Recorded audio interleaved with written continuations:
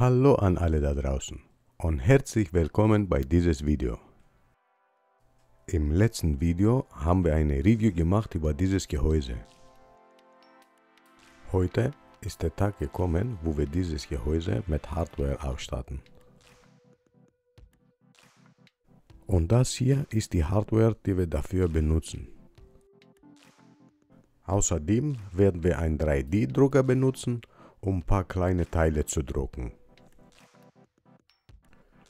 Mit diesem PC, wenn er fertig ist, könnte man sehr viel anfangen. Und natürlich auch spielen.